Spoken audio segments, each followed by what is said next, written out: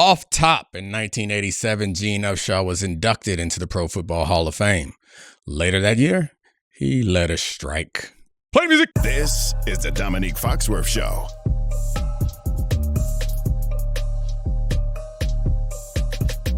Welcome to the Domonique Foxworth Show. This is going to be an interesting episode. So, obviously, we have to talk about what's going on in the union, the NFL Players Association. It's funny because I try to crowbar union topics into every show all year long. And I know most of the time, no one really cares about those topics. And now we have a union topic during a dead period in the year, sports-wise, that everyone cares about.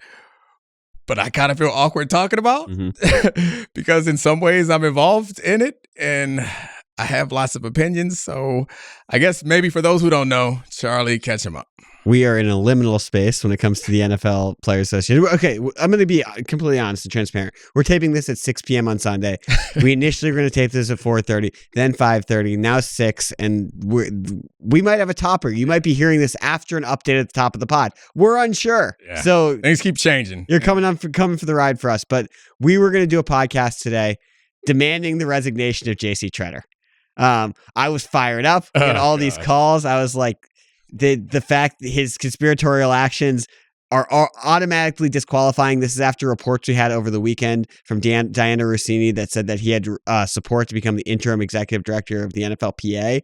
And the only other contender was a bloke by the name of Don Davis, who was sort of leading the resistance against Tretter, who was embroiled in the scandal that put Lloyd Howell as the executive director of the PA to begin with, because it seemed like he had put his thumb on the scale, done an illegitimate search, and then had a candidate that he wanted, a Manchurian candidate in certain ways, that he would eventually replace as the PA executive director, which inherently destroys the mission of the PA, where you're out for yourself and not out for your player constituency, which has a 100% injury rate and needs support from a union that's already over-leveraged because of a hard cap, because of the league.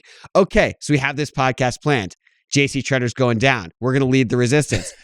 Not so fast, my friend. He took himself down. He gave a completely preposterous interview to Jonathan Jones at CBS, where he gave his statement saying that it was a Game of Thrones and he hasn't been able to sleep and it's affecting his family, and the delta between the organization he believes in is too big to broach, and that he will be removing himself. And he never wants to go back in the building.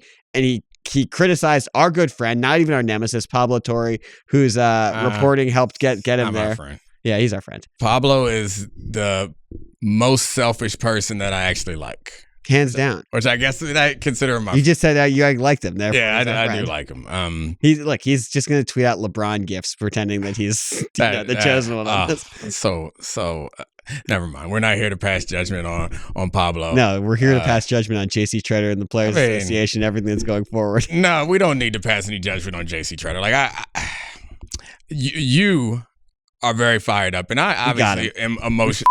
Got him. Stop it, Charlie. We didn't get anybody. Nobody was gotten. Like he stepped down, which seemed like the right thing to do given all the things that were going on around him. I am surprisingly, so I guess we should start by acknowledging that at least some reports are out there that I am a candidate to be the interim executive director. I actually have not been reached out to by anyone within the PA, but I've been told that by a number of people that my name comes up in those conversations. So I obviously think that that's a thing that should be on the table before we move forward and talk about any of this. Doing an anti-JC. Love it. Continue. Stop. I mean, he's done now, man. Like, kick-stepping his way out of there. It's the same thing. Like, we went after Lloyd because he did step down. He stepped down now. We don't need to talk about Lloyd anymore. I don't care about them personally. I'm a hound on the scent.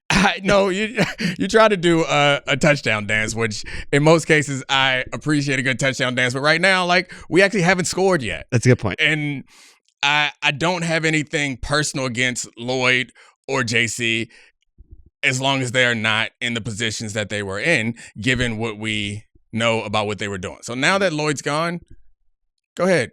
You can throw all the money you want at naked women and strip clubs, but it won't be the union's money anymore, by all means. And JC, go on and do whatever it is. He said he wanted to spend more time with his family. That's fine. It's beautiful. Go do that. We are in a bit of a limbo space with the union, but I'm surprisingly, I think, like optimistic.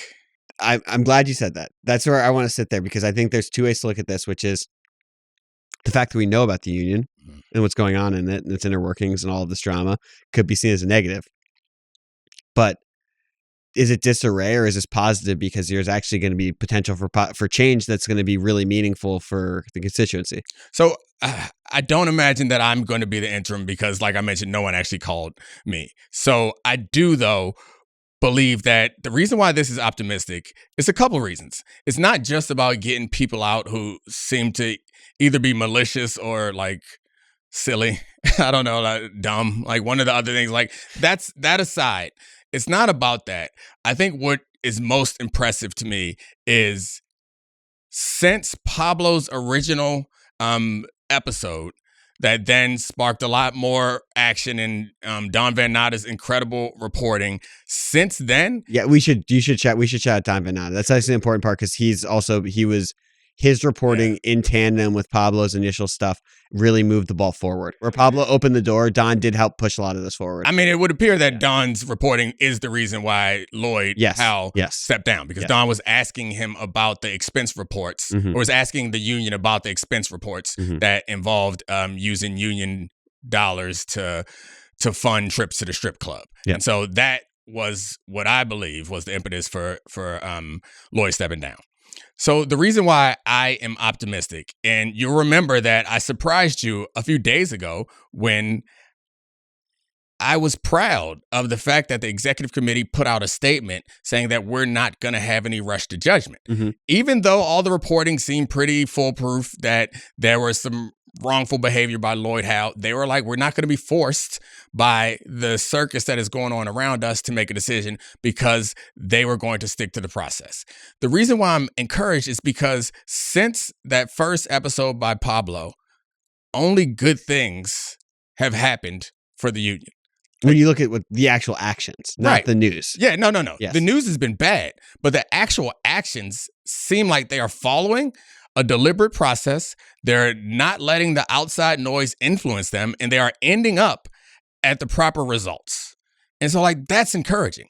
And another thing that I think is probably even more surprising to you, why I would be encouraged by this, is that this, one of the more difficult things, having been a part of a number of unions, particularly unions in entertainment, like the Screenwriters Guild and the basketball union and the football union, one of the most difficult things is getting everyone's attention and getting everyone engaged. More players than I ever remember in a year that's not a CBA year are engaged in the union. Like, the strength of the union comes from the unity, which I know sounds cliche, but it's very real, particularly when you're going up against the NFL. Like, you're not going to trick them. You're not going to outsmart them. You're not going to outspend them. You're not going to outlawyer them. You're not going to out-politician them. They have all the leverage. You're not going to win the media battle against the NFL. They have the leverage in all of those places. And I think a lot of people understand that who are in unions. The only way you win is with numbers. And the only way you have numbers is if you have buy-in from the top of the union all the way to the bottom. I think sometimes we get away from that, and that is the dangerous part. And now, because they have everyone's attention, this is the time to start building up that solidarity and that connection. Can we sit on this for 1 second? Just because, like, okay, when Chris Long first talked about this on Greenlight, he said that he was at the SAC Summit in Vegas, and he's talking to a bunch of defensive ends. He had just seen Pablo's episode. It's the first time he talked about it. And a bunch of the players there had no clue what was going on. And Pablo's stuff had come out the week before. And since then, I know that more players have tweeted about it. JJ Watt, George Kittle. You've probably heard a million people. So you're seeing like a definitive change in how engaged the player base and ex-player base of people you're still connected to are with, like, hey, this is a serious problem. It's a mess that's been created in our own house, but this is a serious problem that we need to engage with and fix. Absolutely. And it's even some people are texting or calling me, asking me what's going on. which I know maybe isn't exciting or encouraging, but it is kind of one of the real challenges about building that type of solidarity in the NFL union or the NFL Players Association specifically is because of the length of the careers and the age of the players. Right. And it's guys walk into the league and their focus. I was one of these guys. Your focus is making the team. Then your focus is getting to your next deal. It's very hard to find room to focus on these other things. So guys wanting to be engaged, I think, is hugely important and exciting.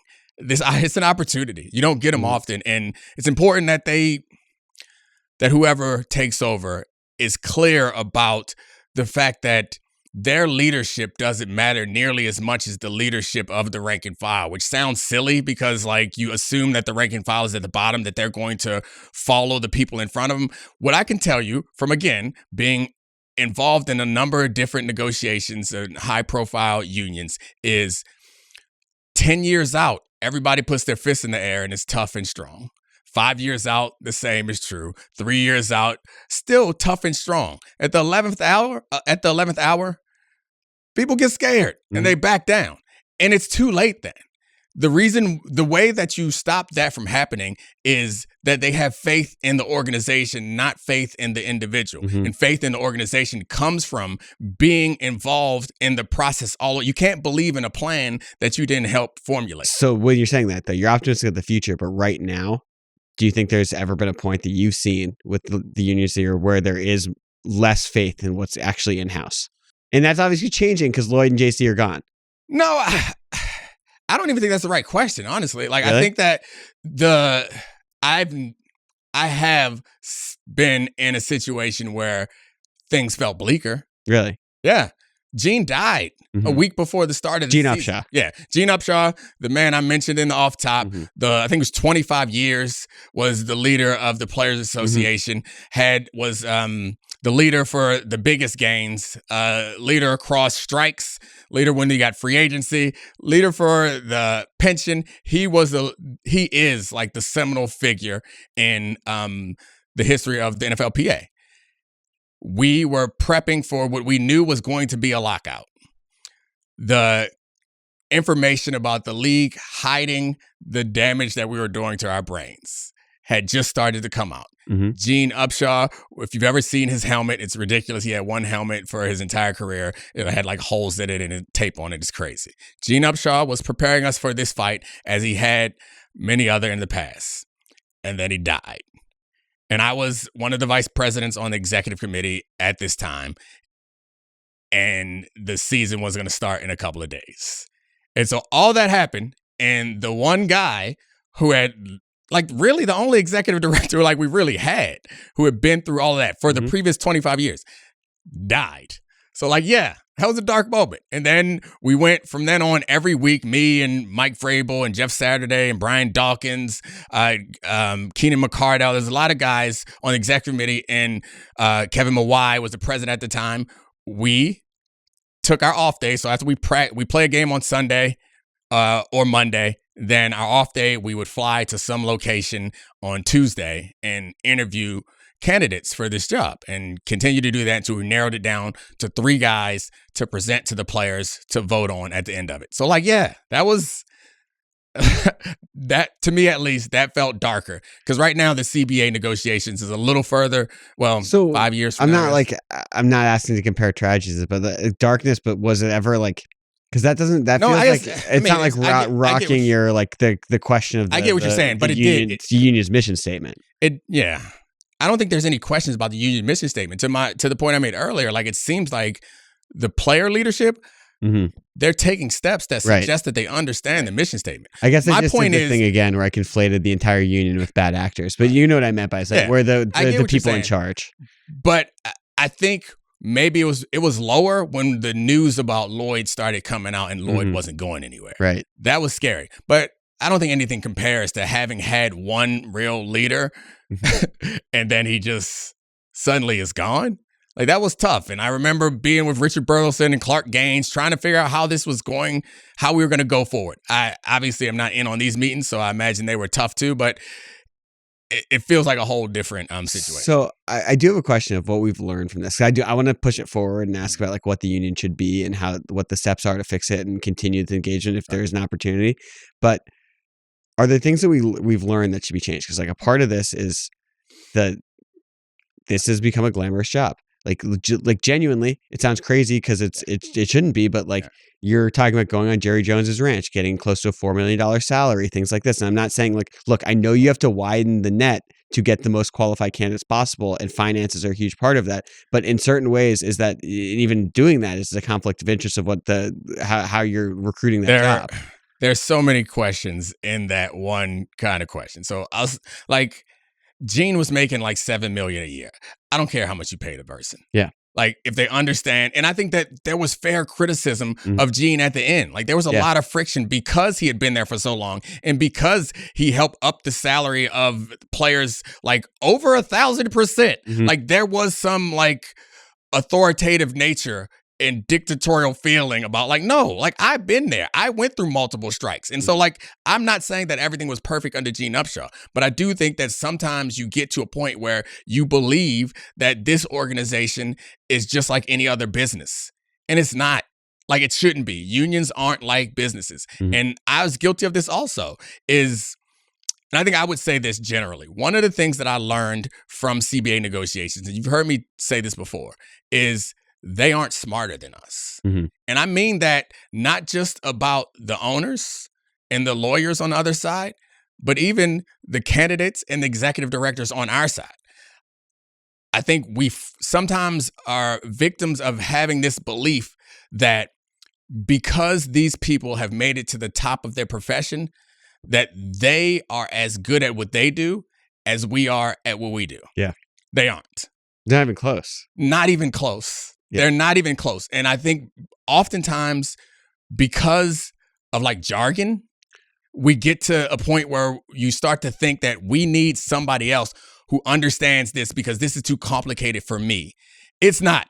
I had the negotiations with the NFL owners. I went to Harvard Business School and was around all these fancy business people that have gone on to make hundreds of millions of dollars. They aren't smarter than us. Yeah. Well, isn't this also, that's a classic misconception that's become proliferated in the last 20 years too, equating wealth with intelligence. Right. Yeah. I think that's a fair point. They aren't smarter than us. And it's a mistake to think that whatever is holding back the union is understanding some complex theories of business or law. That ain't it. Like the power of unions come from being able to or being willing to sacrifice. And that's in that willingness to sacrifice. I hate to keep harping on the same point, but there are no shortcuts. That willingness to sacrifice comes from the very bottom rung all the way to the top, being involved in every step of the process that they can be involved in. So they walk away feeling confident in the plan because that's all you have when you're looking at a work stoppage or some unfortunate outcome. All you have is the faith and confidence that you have in each other and in yourself. Can I ask, when you say willingness to sacrifice too, like I understand in theory that's about either being locked out or a strike, at the most extreme example, but how much of that is like really tangible beyond that? Because I'm sure there are players in the league who haven't even thought like, they're like, yeah, sure, I would be willing to strike over this, but I'm not really about that. Like, this is like, what are the other ways that the union aligns its player base and gets them super engaged and being like, this is about a collective good rather than one individual person? Or how much is it just that players only notice the union's impact when there are issues like this? Yeah, I mean, I think that's fine that they only notice when there are issues like this. One of the things that I always remember telling rookies when I was one of the leaders in the union is like, I get that you all dream of being drafted in the NFL. I did too. But the organization that actually is responsible for all the cool things about playing in NFL is the union. Like, we should dream about being a member of the union. I get that's wishful thinking, but that's the way that you should feel about it. So And that will never happen. Like, inherently, people, you have all the stories about people being like, it's my dream to play in the NFL. Like, that's going to always trump that stuff. Yeah, well, you got a dream to sacrifice for your brothers, which, I mean, I guess is part of football. That's one of the things that's like the most it's the most football-y thing of all football. And I want to push back a little bit about your point because you try to separate out the work stoppage situation and say, I know that you weren't saying that that's not there, but I think that I was just looking additional tangible examples. Right. Yeah. But I think that's the example that matters most. Yeah. And the reason why sometimes I think we misunderstand, I got to word this properly. Before I said I wanted to remind the players that they aren't smarter than us. And the reason why I think sometimes we fall into that trap is because we believe, and it's not just us as players, I think general population, why we fall into the trap of believing that the next really successful politician or next really successful business person is going to be the great politician that pulls us out of whatever issues we have. Like, the reason why we all are susceptible to that trap, I believe, is because some of us haven't actually been in those rooms. Mm-hmm. And I know that there is no sleight of hand or slick tongue that's going to trick them into giving you something that they don't want to give you. No one's ever talked someone into giving them power that they wanted to manage. Like, it is taken. And the reason why you asking a question about anything other than work stoppages is because that like raises a red flag in my head, is because ultimately that's where we end up. Yeah. Anything that you want, it's going to end up there. Your perception that you are going to get it any other way is silly. Really? Maybe yes. There's no, so that's just always the trump card that you guys provide a single service that's worth all this money for TV deals, all this stuff, revenue stuff, and the move is, if we withhold our labor, that's our only bargaining chip. I think that we got free agency through decertifying the union and a lawsuit. That is one way to go about it, but that relies on other people. Mm-hmm. That relies on judges, which is something that we don't control. That relies on lawyers making cases. That relies on a lot of different circumstances. And like, I'll use football as the analogy. You can have an incredible playbook, but ultimately a huge part of football is physicality. You won't take it out. And that's what I mean. So, of course, there are other ways to get gains. But if they say no, if the courts say no, if the fans turn on you, if the owners say, nah, you can't have that, we'll go somewhere else. The bottom line is that at the end of the day, they have to believe that you are willing to sacrifice more than they are willing to sacrifice. Mm-hmm. And for them to believe that, it has to be true. It has to be true. You can't trick them. You can't fake it. That's all. And so let's spin this forward a little bit. This is something you really care about, this union. These are a bunch of, no, but like just in setting the stage of this, because like it's one thing to be emotional about how there's been disarray and something you care about has been taken in a direction that's incredibly untoward towards these players. But the next thing is fixing it. And the next thing is, you talk about opportunity, where first step, and by the time you're listening to this, if there's an off top and we know who the interim executive director is, maybe some of this is filled, but what are the type of people that should be up for the interim role? What's the first order of business, because training camps are starting this week? And how does that go all the way till March, when we need to have a larger search, a bunch of candidates who fit different roles? And like, I'm not saying it should be just insiders or outsiders of businessmen, lawyers, ex-players, ex-MBAs, whatever, or ex-player and plus MBAs for whatever. But what are the steps for them to actually leverage a moment where they can change things for how this union's run, so it can be more effective and more honest towards the players' needs? Like I said earlier, there are no shortcuts. The difficult way and the long way is often the right way. Mm-hmm. Oftentimes you believe that there's a shortcut, and this is, again, broader advice, which I know you want me to be specific, but broader life advice is you're likely not to get the things that you want if you take a shortcut. Mm-hmm. There is no shortcut to this. The more engaged, the more players you can have in this process, the better off the person you select will be when they are selected. So I would turn the question around, rather than who's the type of person that they are looking for, and think that they need to be focused on getting as many people as they can involved in this process, and the right people involved in the process.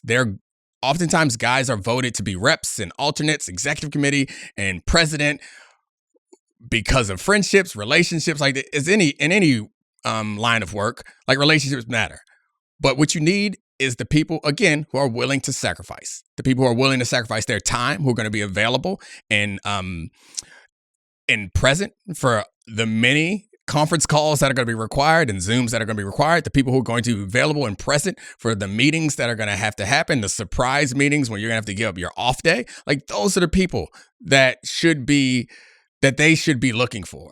Mm-hmm. And one of the biggest mistakes, and I think this probably stems from insecurity of the people who want to lead, and particularly when you go get someone who's an outsider, there is some level of insecurity. Someone who hasn't played professional football, there's some level of insecurity, which I respect and understand because I felt it when I went to business school. Like, you want to prove to them that you belong, and prove to them that you have value. And I think that's one of the challenges when you're that person is you come in saying, look, let me show you what I can do. Let me show you what I'm going to bring. And then inevitably you're going to mess up. You're going to fall short. You're not going to get whatever it is you say that you can get because no one's perfect. And it's a strike against you. And then it turns it into what we have so often, which is the players looking at the union like it's something else. Mm-hmm. Like, the union does that. We talked about this before, how it drives me crazy, but I understand why.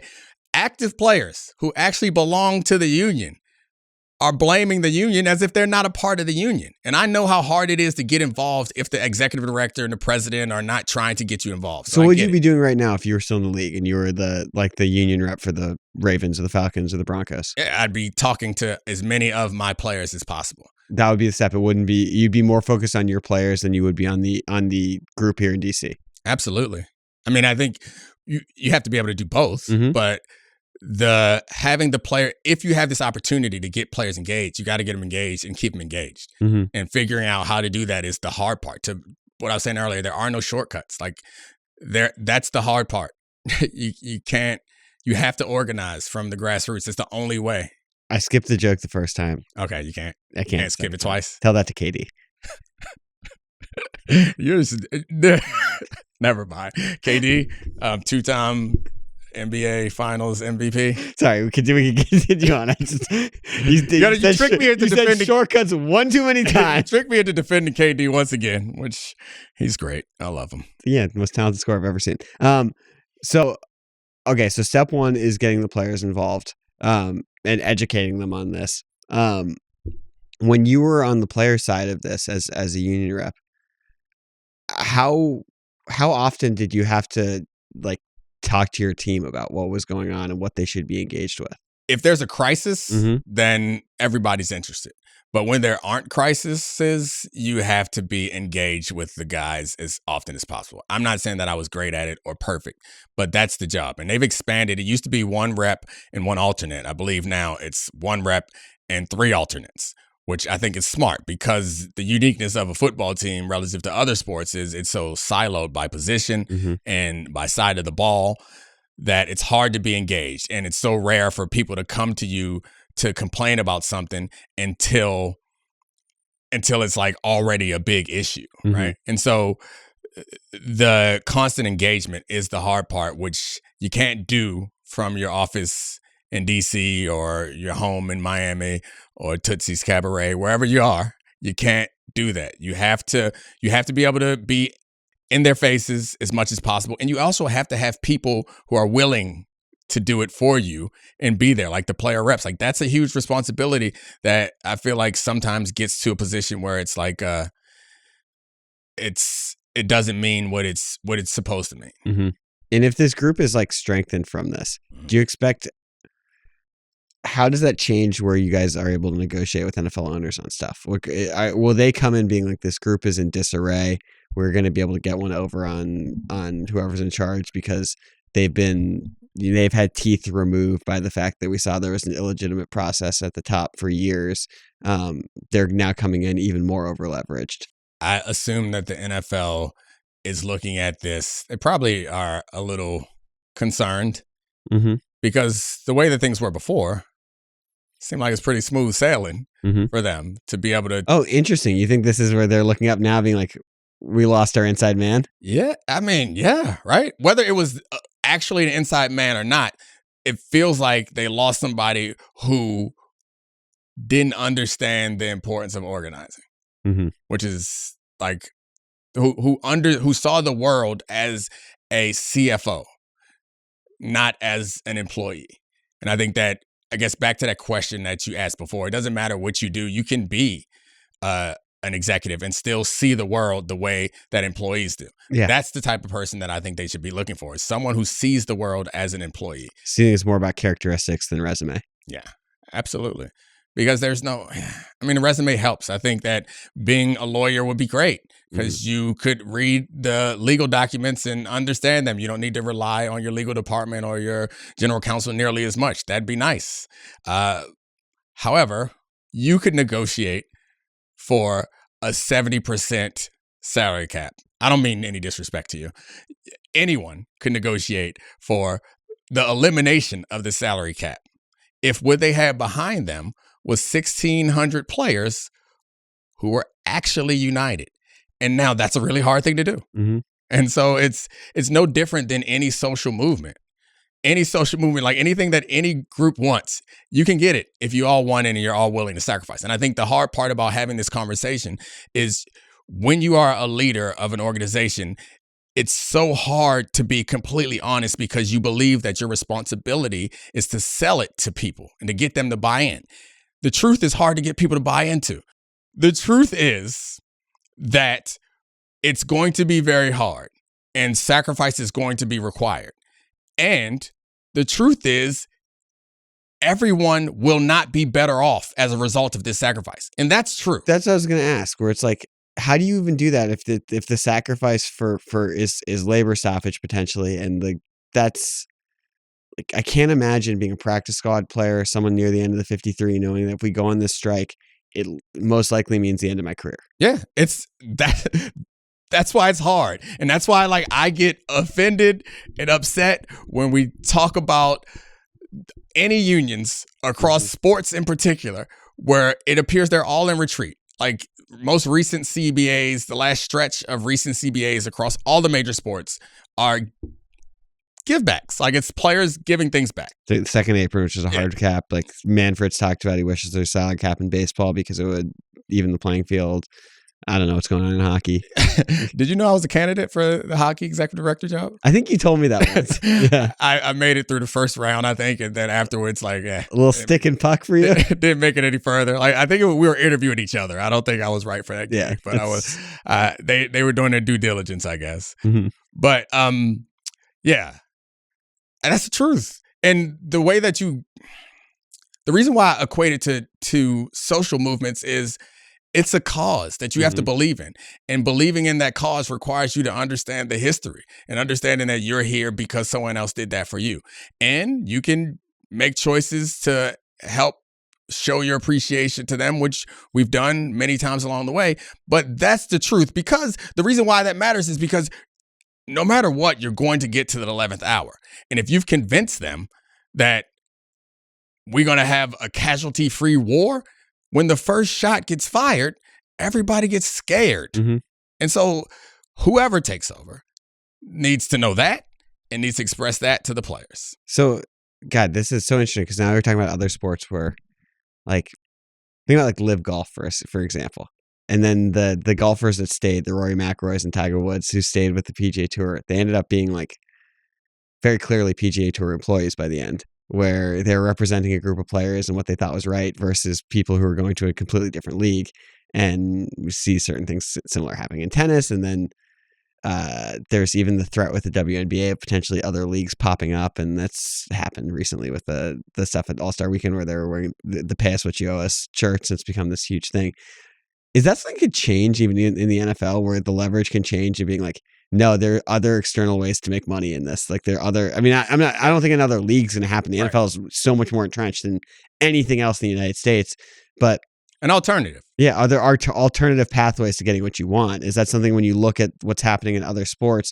To me, that's the through line. When we're hearing about labor stuff in other sports now, these are being churned up to the surface because of alternative payment plans from other places. I'm surprised you didn't make fun of me by saying monopsony in your question, because that's you could tell I was too genuinely curious to make fun of you. That's what you're talking about, is like that there are other places to go sell your services. But I think this is part of the reason why the NFL is probably very aware of what's happening in college sports, Mm-hmm. is because one of the huge challenges for our members is the young guys don't have a cushion to survive any sort of work stoppage. And the funny thing is, the young, talented guys are going to be the people who benefit the most from it.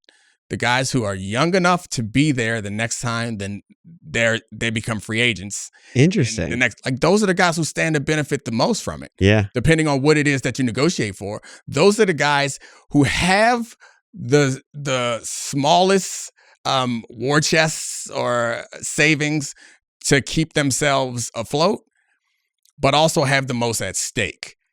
And those are the guys who you need to convince and understand that it's okay, because guys who have played for 10 years, they're all right. Normally financially, they're all right. The pain that they're feeling is like, damn, I'm missing another season. I may not get this season back. It's different than the pain that some other people are feeling, where it's like, I may not have the life that I worked hard to get, which is entirely different amount of pressure to be under. And then you look at the other side, no real pressure on not a whole bunch of pressure on the owners. Well, yeah, it's beyond that. It's like everything. Football just keeps growing. Yeah, like there's like, oh, we got concussions. Like, do you remember like Malcolm Gladwell being like, 10 years from now, no one's gonna eat red meat and no one's gonna play football. Period. And now it's like we all have tacitly agreed. Like, we know what's behind it. We know the risks of it. Feed us more of this red meat. And I wonder, like, if they're looking at this, like, even in this story, it's like they put in a hard cap. It limits NBA player mobility in a month that was the transactions were huge news stories.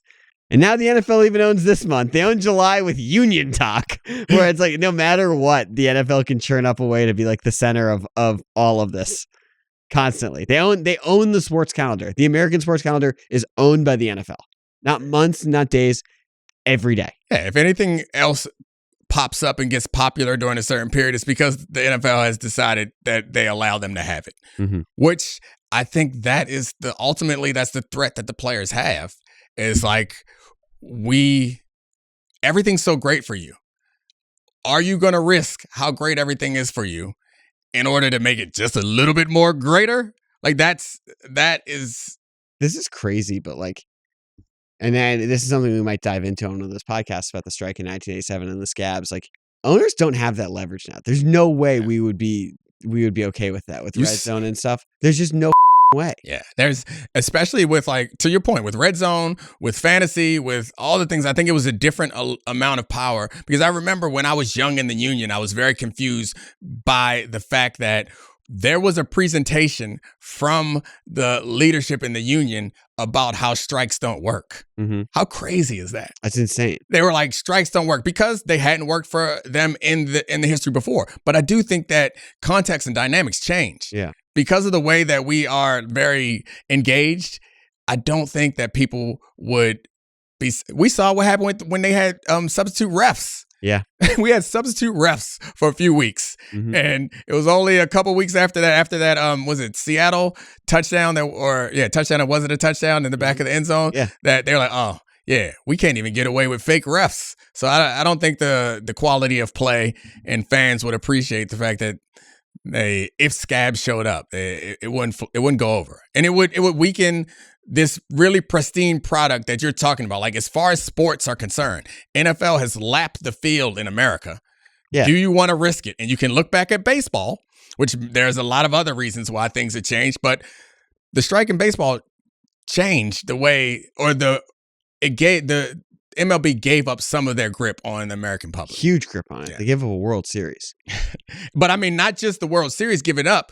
We learned to live without it. Yeah. And was like, oh, okay. Then you brought it back. Like, oh, okay, cool. Well, then they had the home run race that got us all locked in again. No, but I was just saying, like, you devalued the thing that was like the most valuable trophy in sports at the time. And so what we're going to be asking at 2030, when the next CBA comes up, when it finally gets down to we disagree on these key points, is this point worth it to you, NFL, to possibly loosen your grip? And for the players, is this point worth it to you to possibly lose a portion of your career? That's always what the question's going to be. And if they believe that it is true for the players, then they'll capitulate. If they don't, they'll say, all right, we'll see. And then if the union is strong enough, they'll hold strong. If not, some players will speak out and say, the union don't speak for me, it is not, whatever. And then everything crumbles. I guess we'll see.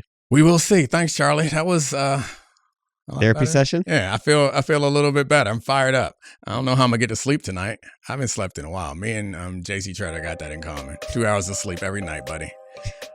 All right, Charlie. Thank you. Thanks to all the great producers. Paulville, I love you. We out. This is the Domonique Foxworth Show.